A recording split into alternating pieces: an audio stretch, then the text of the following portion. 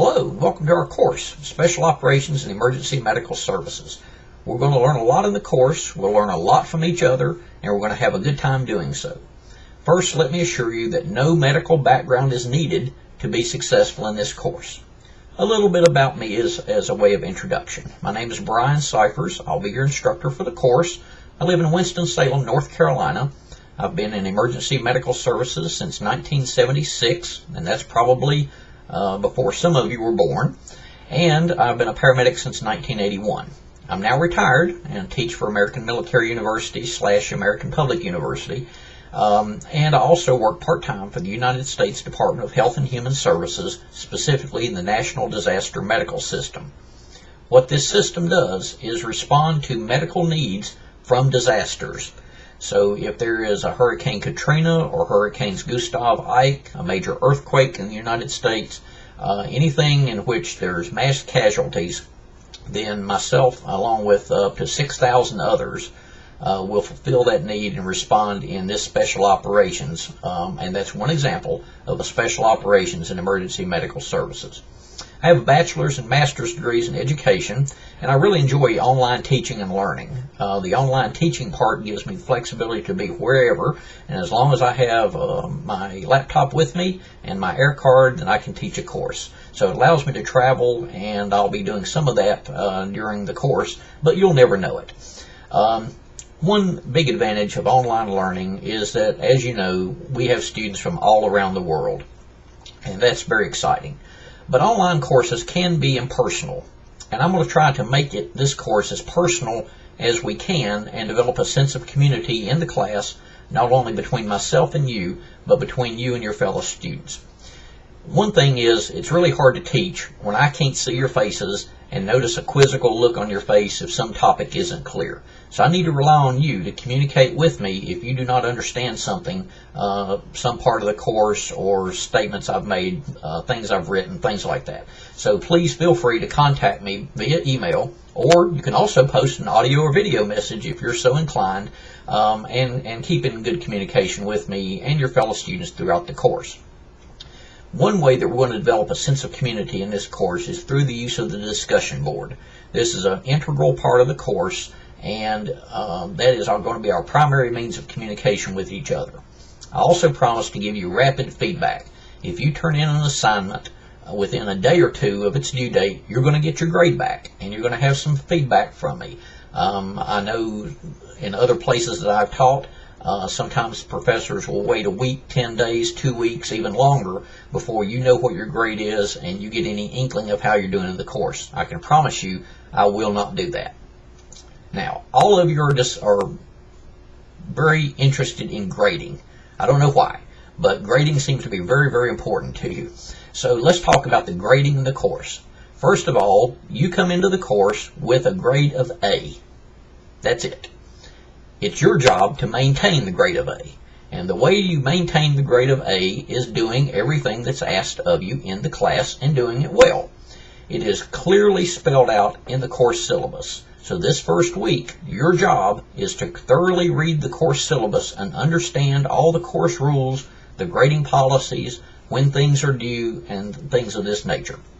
Just about every question you have about this course the answer will be found in the course syllabus. It's long, 20-some pages, so feel free to print it out and refer to it or save it to your hard drive. Doesn't matter, just you'll need to refer to it several times during the course. There are 5 things that are going to be graded in this course, 5 entities. Number 1 is going to be a weekly assignment.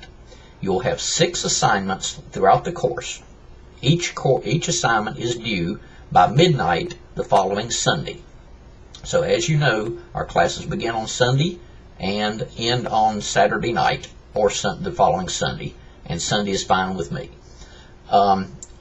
Secondly, you will need to interact on the discussion board. There are 2 parts of the discussion board. Each Sunday, I will post a discussion question for the week. Now, it may be an opinion question where you simply give your opinion, but more than likely, it's going to be a question that you'll have to do a little research, a little homework on in order to form that opinion and then back it up onto the discussion board. So your initial posting to my question is due by midnight on Thursday of each week. Very simple.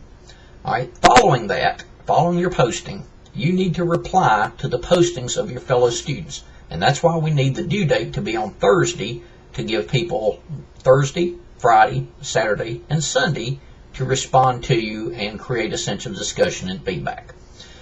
The more responses that you post to others, the higher your grade is. So, for example, if you post 6 responses to fellow students, and it can be 3 to one student and 3 to another, it doesn't matter, but a total of 6 responses, you're going to get an A that week, as long as they are substantive, meaning more than I agree with you or I don't think so. You need to be able to expound a little bit, write at least a paragraph, a few lines, and you'll get credit for your response. And that covers the 3 aspects: assignments, discussions, and the replies. The 4th aspect of grading is exams. And exams come directly from your textbook readings and from the articles that I post inside the course. You'll have an exam in the middle of the course during week 5, and then a final exam during week 8. They are not comprehensive. So the first exam will cover the first 5 weeks of the course, and then weeks 6, 7, and 8 will be covered on the second exam. They are open book, closed friends though. So feel free to use any of the resources that I provided, your textbook and the articles, and every answer to every question can be found in those items. And that's how I ensure that you read the text and you read the articles. Lastly, an important component is the research paper.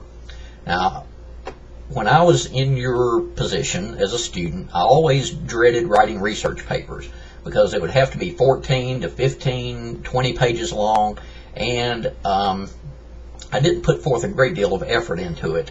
I just wanted to get it done.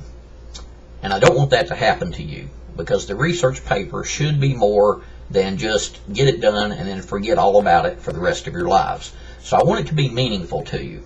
And so to make it more meaningful, it's not going to be 14 or 20 pages long.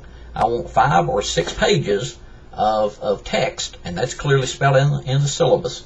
But you have to do some research, and you have to make sure that your topic is aligned somewhat with the content of this course. So put forth the effort and write your research paper on something that interests you in the course. Some of our discussions may stimulate you to learn more about a certain topic or a certain subject. That would be great to do the research paper on.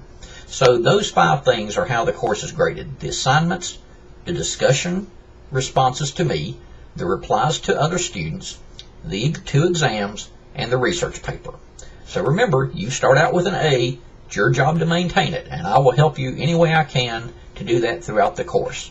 So I look forward to working with you, and feel free to introduce yourself on the discussion board and start on week 1's discussion. Take care.